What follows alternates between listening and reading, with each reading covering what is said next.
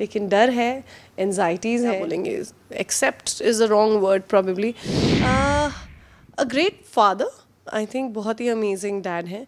और अब तो खैर it's you know the whole there is a whole life ahead to get to know each other, but I think एक अच्छे dad हैं और एक अच्छे इंसान हैं। और देखते हैं कैसे होता है। और नेल पेंट सबको पता है अब। हाँ, I think it's really nice that you own being a girls dad.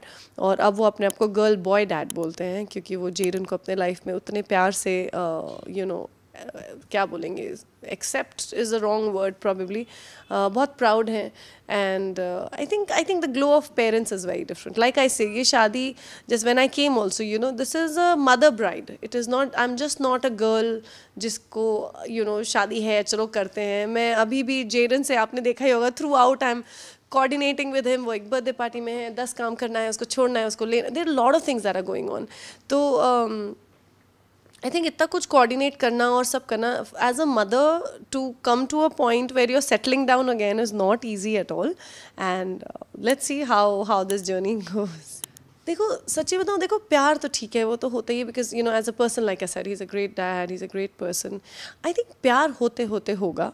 प्यार जब, क्योंकि आप इतना कुछ देख चुके हो अपनी ज़िंदगी में, you know I have seen so much in my life, इतना उतार चढ़ाव देखे हैं, that now I've come to a point where only respect या एक क्या बोलेंगे, हाँ रिस्पेक्ट, आई थिंक अगर एक दूसरे के लिए रिस्पेक्ट होगा तो प्यार अपने आप होता जाएगा।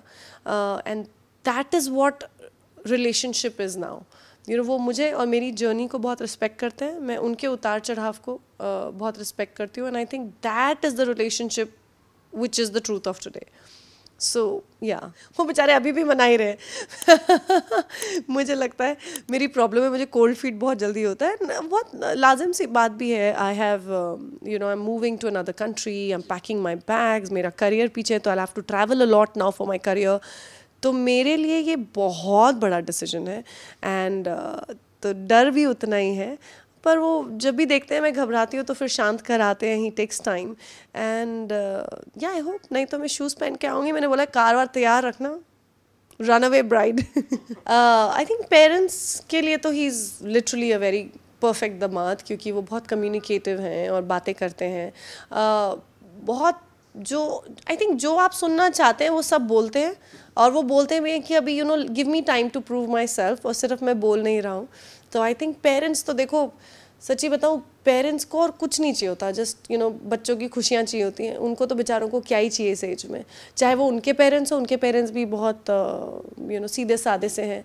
बस वो यही होप करते हैं कि तुम लोग दूसरी बार अपनी ज़िंदगी बसाने जा रहे हो, बच्चे भी इन्वॉल्व हैं, उनको भी लगता है कि यार जब हो तो फिर लाइक रिस्पेक्टफुली अपनी ज़िंदगी जियो। उनके लिए तो उनकी एक्सपेक्टेशन तो बेचारों की क्या ही है, दोनों की।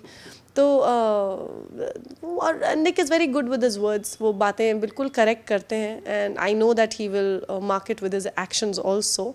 एंड जेडन भी बहुत एक्साइटेड है, तो बच्चे की भी बड़ी उम्मीदें लगी हुई हैं। तो I really hope and pray कि जो डिसीजन मैं ले रही हूँ वो सही हो।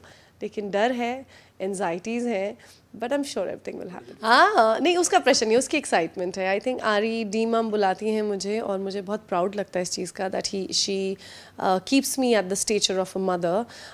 देखो मदर तो उनकी एक ही हैं, और वो ही होनी भी चाहिए। आई थिंक जो उनकी मम्मी उनको गाइड कर सकती हैं या जो उनके लिए प्रोटेक्टिव हैं, मैं वो बन सकती हूँ because I am a mother too, but उसका कोई कंपैरिजन नहीं है। जो मैं जेडन के लिए हूँ उसका वो कंपैरिजन नहीं होता है। बट अगर मैं एक अच्छी इन्फ्लुएंस बन पाई आरी के लिए, अगर मेरे आने से आरी के लाइफ में शायद कोई डिसिप्लिन या किसी भी तरीके का कोई अच्छा प्रभाव पड़ता है, then my entering her life becomes worthy. And I take that very seriously, responsibility of a mother very seriously. और जो उनकी मम्मी उनके लिए होप करती हैं, यू नो आई होप कि मैं वो कर पाऊँ। So it's a very big responsibility on my shoulders.